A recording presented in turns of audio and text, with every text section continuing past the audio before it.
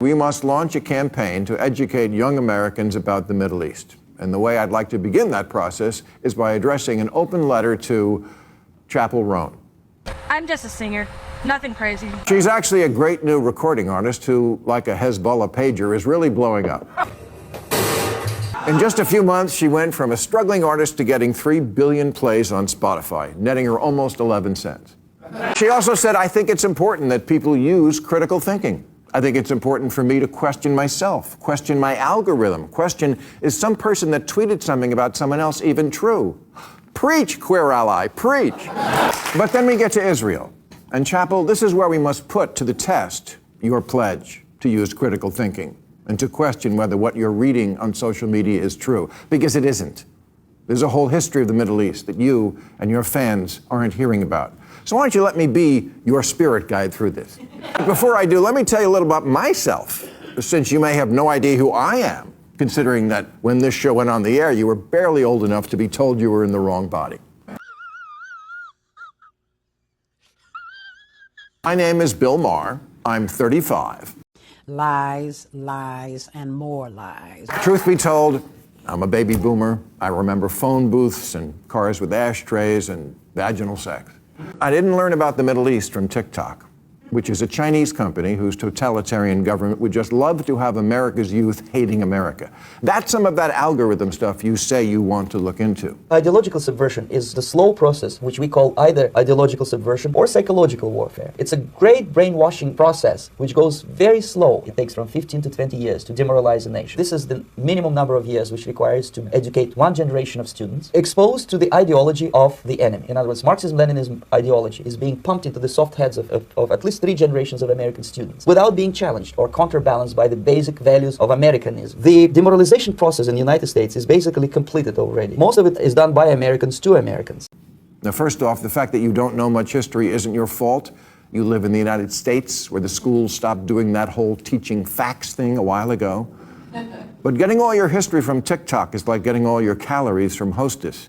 I know you're moved by what you see on there. We all are, the dead Palestinian bodies. But it's odd that your generation didn't seem nearly as moved by the Jewish bodies on October 7th. There's footage coming out of girls with their clothes ripped off and bloodied. I'm ashamed as a woman that girls can have their bodies used as battlefields. I'm ashamed as a human being that we ignore their cries for help. Instead of denying responsibility, they boasted online of their ambition to destroy. Are these victims not worth the effort? Teenage girls are being in the street in front of their family. The perpetrators commit these crimes believing they will get away with it, and they have been right. You killed at Coachella this year, but when Hamas kills at a music festival, it's a whole other thing. Doesn't the sight of so many young women raped at a music festival make it a little personal? We also found that there are reasonable grounds to believe that conflict-related sexual violence, including rape and gang rape, occurred during the 7th of October attacks in at least 3 locations, namely the Nova Music Festival site and its surroundings, Road 232 and Kibbutz Reim. My guess is that Gen Z hearts are hardened by the propaganda you see on TikTok, which likes to call the Jews colonizers. But colonizers are intruders who have no history in an area, like when Spain conquered the Mayans. When the Dutch took over South Africa, they had no history to the land, they just wanted it. But Israel is the Jews' homeland, and Jews have always lived there, I cap you not. You can look it up. It's in this book called The Bible. The archaeology checks out. It says the Jews built a temple with a really big wall 7 centuries before Muhammad or Islam ever existed, and sure as shit, you can still go there and touch it. Calling Jews colonizers in Israel is like calling Native Americans colonizers here. It's ridiculous. But after World War II, and after the Jews were very nearly wiped out by an actual attempted genocide, they decided it was time for their historic homeland to be an actual country, so that for once they could defend themselves. And the UN, we like them, right? Yeah, they agreed and voted a country for each of the indigenous peoples. One side agreed to that. But the Arabs had a slightly different proposal. They said, how about we keep it all and wipe you out? Israel's presence in the West Bank is a security measure that started in 1967, after the Six-Day War, when an urgent need for self-defense arose after waves of Arab terrorism from the region created an ongoing existential threat to Israeli citizens. Arab terrorism against Jews had been a reality since 1920, but until the Six-Day War, Jordan's occupation of the West Bank made Israeli security there impossible. After 1967, the scale and frequency of attacks continued to grow.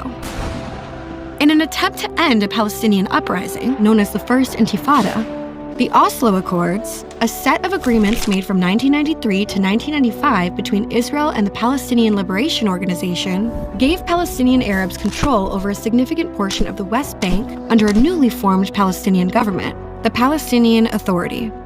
While there was a renewed hope among Israelis and Arabs that the Accords would usher in a definitive peace process, the negotiations fell apart and instead triggered the deadliest wave of terror Israel had ever seen, known as the Second Intifada in 2000. Chapel, if you think it was repressive growing up queer in the Midwest, try the Mideast.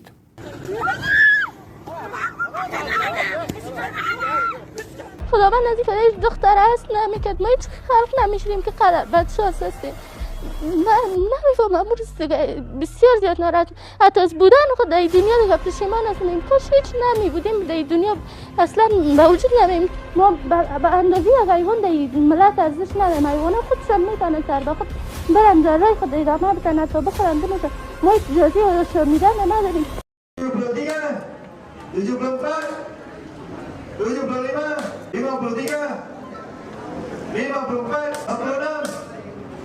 15 countries in the Middle East, including Gaza, have laws that require women to obey their husbands. Laws. And those societies also have guardianship laws, which means a woman needs permission from her husband to work, to travel, to leave the house, to go to school, to get medical attention. Nothing? Honor killings, where women are murdered by their own fathers and or brothers, happen so frequently they can't even have an accurate account of how many. Countries practice female genital mutilation, and 650 million women alive today were married as children. Kids, if you really want to change the world and not just tie up Monday morning traffic, this is the apartheid that desperately needs your attention: gender apartheid.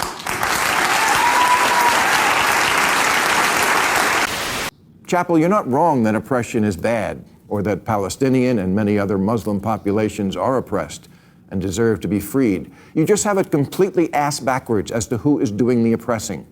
Hamas is a terrorist mafia that took over Gaza. The Revolutionary Guard is a terrorist mafia that took over Iran. ISIS is a terrorist mafia that took over Iraq. The Taliban is a terrorist mafia that took over Afghanistan. These are the oppressors. And when you make it all about Israel, you take the pressure off of them. You enable them.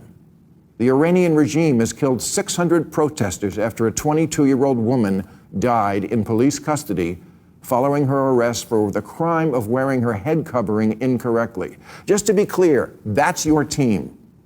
Iran is who sponsors Hamas and Hezbollah. Are you sure this is who you want to throw down with?